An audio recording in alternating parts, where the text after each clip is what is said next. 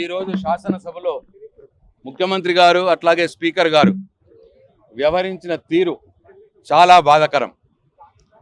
ఇవాళ స్వయంగా స్పీకర్ గారే అయ్యా మా ప్రతిపక్షాల గొంతు నొక్కకండి, మాకు మాట్లాడే అవకాశం ఇవ్వండి అని చెప్పి మా డిప్యూటీ లీడర్లు వేడుకున్నా సరే మీరు ముఖ్యమంత్రి గారిని విమర్శిస్తే మీకు మైక్ ఇవ్వము అని స్వయంగా స్పీకర్ గారే చెప్పిన తర్వాత మాకు దిక్కెవరిగా ప్రతిపక్షాలకు మరి ఎక్కడ చెప్పుకోవాలి? మేము ఎక్కడ ఈ ప్రభుత్వాన్ని నిలదీయాలి?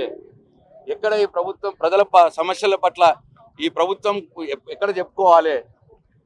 మన ఈ సందర్భంగా ముఖ్యమంత్రి గారు గంటన్నర సేపు అంటే అసెంబ్లీ చరిత్రలో పార్లమెంటరీ చరిత్రలో ఒక క్వశ్చన్ అవర్ మీద గంట సేపు సమాధానం చెప్పే మిషతో గంట సేపు అడ్డగోలు మాటలు మాట్లాడితమటికి ఎక్కడ జరగలేదు. ఇవాళ ముఖ్యమంత్రి అసెంబ్లీలో మాట్లాడిండు.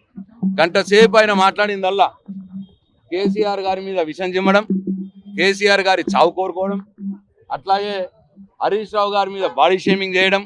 ఇది తప్ప ఈ గంటలో ఆయన చేసిందేం లేదు. హరీష్ రావు గారు స్ట్రేట్ క్వశ్చన్ అడిగినాడు.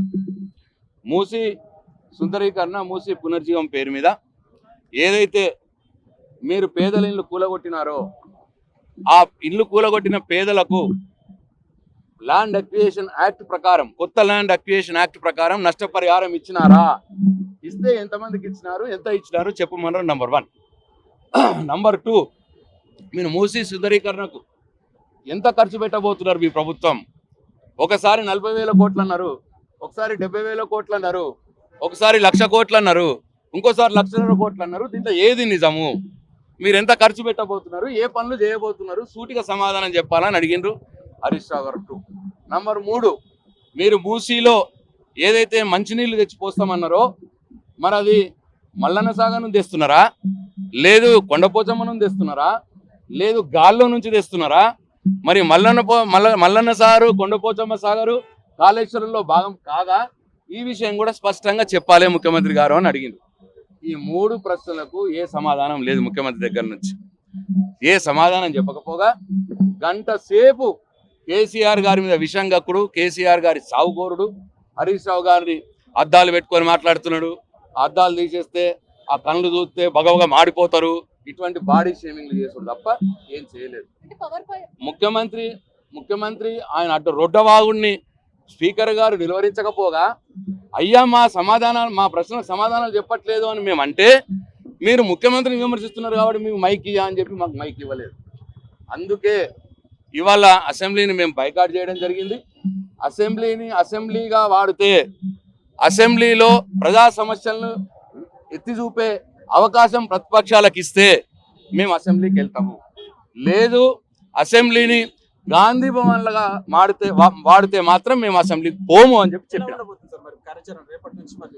మళ్ళీ చెప్తున్నాం కదా, అసెంబ్లీగా వాడండి, మేము వస్తాం.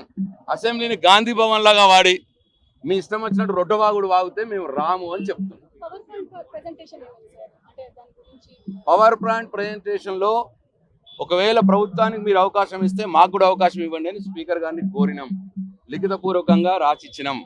మరి ఇవాళ రేపు పవర్ పాయింట్ ప్రెజెంటేషన్ పెడుతున్నారు అని మీ ద్వారా తెలుస్తున్నది, మాకైతే సమాచారం లేదు. మరి ఒకవేళ వాళ్ళు పెడితే మాకు అవకాశం ఇవ్వకపోతే మేము అసెంబ్లీకి కూడా పోము. వాళ్ళు చెప్పనియండి.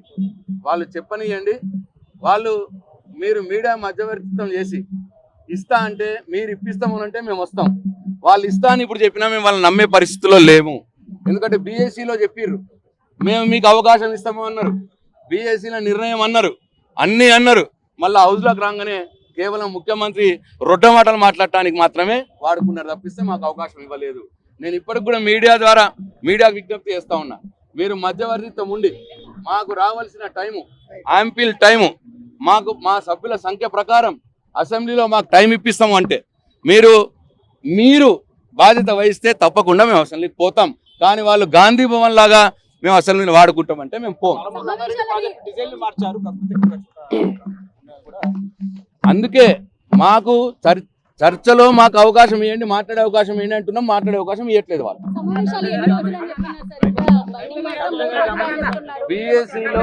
బీఎస్సీలో వారం రోజులు అన్నారు, వారం రోజుల తర్వాత మళ్ళీ కూర్చొని నిర్ణయం తీసుకుంటాం అన్నారు. కానీ మళ్ళీ ఇవాళ టేబుల్ మీద చేసిన బీఏసీ నిర్ణయం వాళ్ళు స్పీకర్ నిర్ణయం తీసుకుంటారని మాట మార్చింది. అందుకోసం అంటున్నా, బీఏసీలో మాట్లాడిన దానికే విలువ లేదు.